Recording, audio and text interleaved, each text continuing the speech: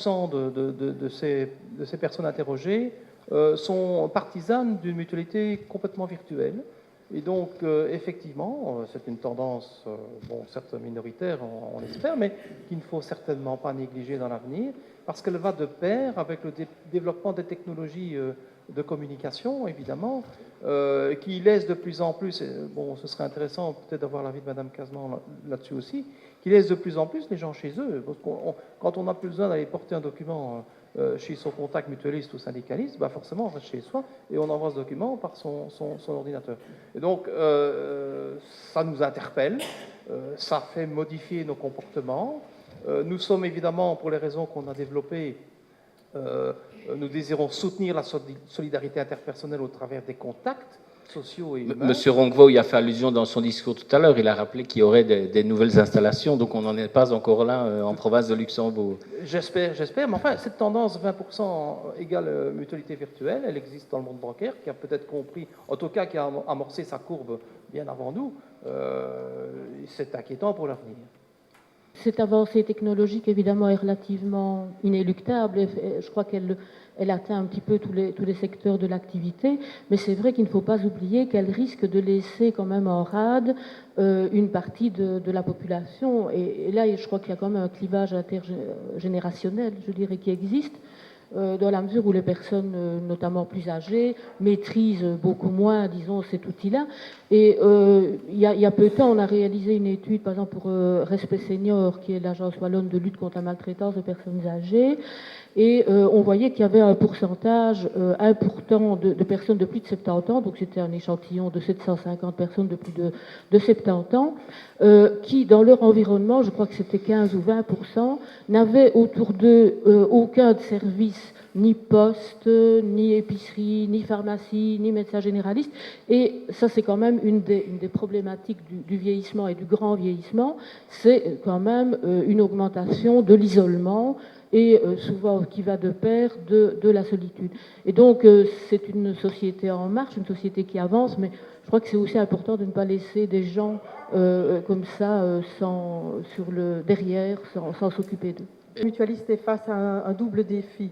D'une part, la complexification des matières. Je pense que mon collègue ici à droite ne me contredira pas.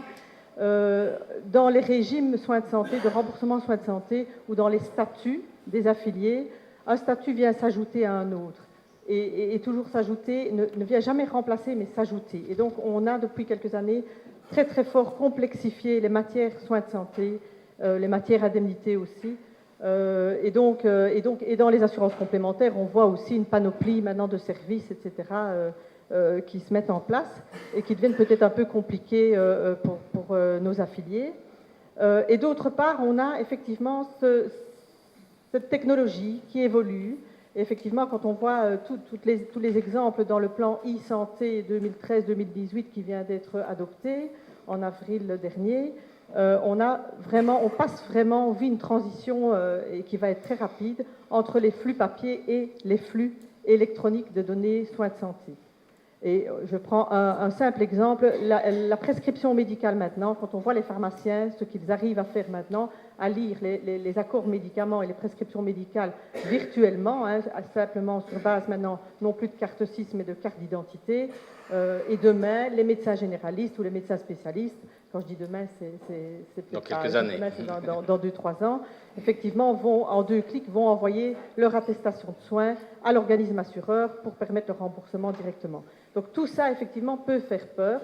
Et moi, je me dis à ce moment-là, est-ce qu'on n'a pas l'opportunité, là, de profiter de cette occasion d'être un peu déchargé de certaines tâches d'encodage quand même, en tant que mutualité régionale en tout cas, et de développer une série de plus-values dans nos métiers mutualistes, justement à l'attention des services et des publics parfois plus fragilisés. Être un meilleur expert soins de santé pour expliquer ce que c'est le dossier médical global, pour expliquer ce que c'est les trajets de soins, pour expliquer ce que c'est le tiers payant social, le statut bénéficiaire de l'intervention majorée ou omnio. Tout ça, c'est quand même un jargon qui est très compliqué pour le citoyen. Personne, oui. Et donc, on peut vraiment avancer là-dedans. Pourquoi ne pas profiter de l'occasion aussi pour travailler beaucoup plus en collaboration avec les médecins, avec les médecins généralistes, hein, les médecins de première ligne. Et effectivement, ils n'ont pas toujours le temps, ils ne sont pas toujours informés de toutes ces lourdeurs administratives, on va le dire comme ça. Je pense qu'ils le pensent aussi. Et donc, pourquoi ne pas être partenaire au niveau des mutualités pour développer quelque chose avec eux et leur rendre la vie plus facile, en respectant évidemment la législation. La sécurité sociale belge a été une des premières sécurités sociales mondiales à supprimer le papier. La carte 6 belge a été copiée dans toute l'Europe. On est passé à un stade plus loin maintenant, puisque la carte 6 est supprimée l'année prochaine et remplacée, et que la carte d'identité suffira aussi bien au guichet de la mutuelle qu'à la pharmacie. La prescription de médicaments électroniques, on y est. Les mutuelles ont fait des sauts qualitatifs pour leur gestion interne très importants en matière de système d'information. Je crois qu'il y a un train à prendre par rapport aux services, aux assurés et aux affiliés, peut-être, au niveau de l'offre de services électroniques, qui pourrait, à mon avis, dans un contexte où les frais d'administration des mutuelles sont ce qu'ils sont, on pourrait non pas diminuer la voilure des mutuelles, mais réorienter les moyens disponibles vers toute une série de services à valeur ajoutée. Je pense par exemple dans le secteur des indemnités, il y a une très grosse demande pour les personnes invalides, qui sont quand même plus de 300 000 en Belgique, à être accompagnées pour retourner sur le marché du travail. Mais on pourrait peut-être utilement réorienter des moyens qu'on regagnerait en diminuant la paperasserie, en offrant des services électroniques aux affiliés, pour les réorienter vers les services médico-sociaux des mutuelles, vers les moyens à disposition des médecins conseils pour favoriser l'intégration des personnes invalides. Il y a toute une série là de défis que les mutuelles, je pense, en sont conscientes, doivent pouvoir prendre en considération. Il y a un train qui est à prendre au niveau du service aux affiliés, notamment dans la perspective de la concurrence intramutualiste. On est ici effectivement avec deux grandes mutuelles qui travaillent en parfaite intelligence la plupart du temps et qui collaborent très bien. Ce n'est pas le cas de toutes les mutuelles et effectivement, il y a peut-être d'autres mutuelles qui tenteront d'aiguillonner le débat, effectivement, en offrant une offre à la limite du commercial.